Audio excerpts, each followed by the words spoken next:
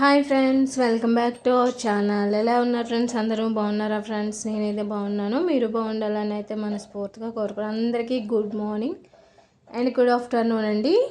నిన్న వీడియో అండి ఇది. నిన్న వచ్చి టమాటా, కొత్తిమీర, పుదీనా పచ్చడి చేశానండి. చాలా కారంగా చేశాను. వేడి వేడి రైస్లోకి అయితే సూపర్ ఉంటుంది. నేను ఇక్కడ టిఫిన్లోకి అయితే చేయలేదు, కానీ రైస్లోకి అయితే చేశానండి. చాలా రోజులు అయింది కదా అని. టిఫిన్స్లకు కూడా మనకి చట్నీ అనేది చాలా బాగుంటుందండి. ఇందులో పుదీనా, కొత్తిమీర, టమాటా అన్నీ వేసాను కాబట్టి చక్కగా ఒక ఆమ్లెట్ వేసుకొని తింటే సూపర్ ఉంటుంది. ఇలా ఎంతమందికి టమాటా పచ్చడిలో ఆమ్లెట్ వేసుకొని తినడం ఇష్టమో ఖచ్చితంగా అయితే కామెంట్ చేయండి. అయితే వీడియోలోకి అయితే వెళ్ళిపోదామండి.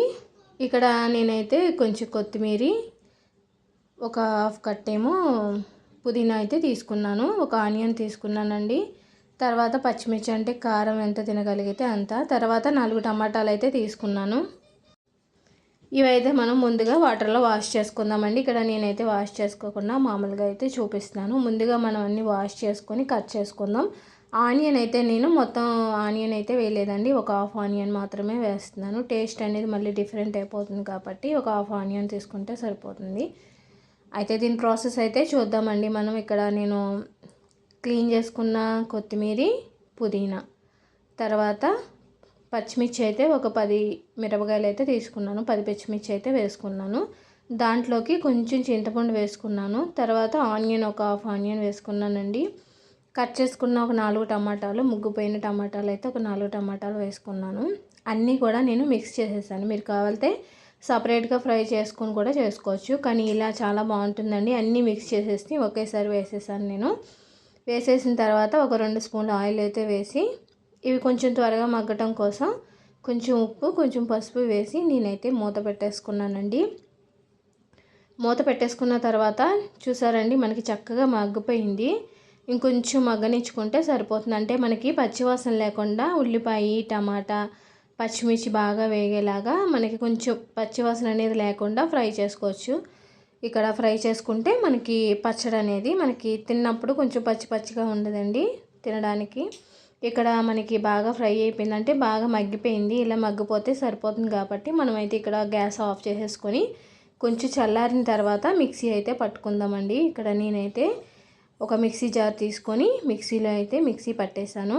మీరైతే రోల్ ఉన్న వాళ్ళైతే చక్కగా రోల్లో దంచుకుంటే బరగబరగ్గా చాలా బాగుంటుంది. అంటే అలా తినేవాళ్ళు కూడా ఉంటారు. ఇక్కడ నేనైతే కొంచెం మెత్తగా చేసేసానండి.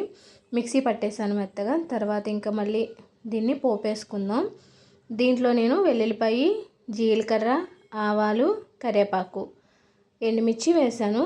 మీరైతే దీంట్లో శనగపప్పు, మినపప్పు కూడా వేసుకోవచ్చు. మేమైతే తినాం కాబట్టి నేనైతే వేయలేదండి దీంట్లోనూ.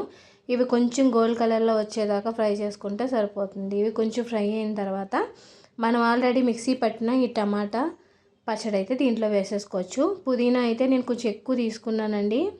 పుదీనా ఎక్కువ తీసుకొని టమాటాని, కొత్తిమీర కొంచెం తక్కువ తీసుకున్నాను.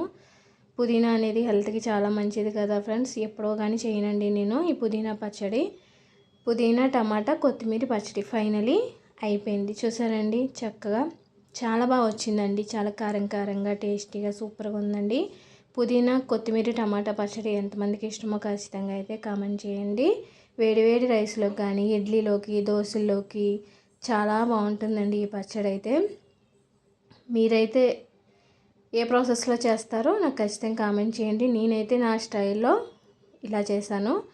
ఓకే ఫ్రెండ్స్, ఫైనలీ నేను చేసిన ఈ పుదీనా, కొత్తిమీర, టమాటా పచ్చడి అయితే ఎలా ఉందో ఖచ్చితంగా అయితే కామెంట్ చేయండి, లైక్ చేయండి, షేర్ చేయండి. మన ఛానల్ని అయితే సబ్స్క్రైబ్ చేసుకోండి. Bye friends.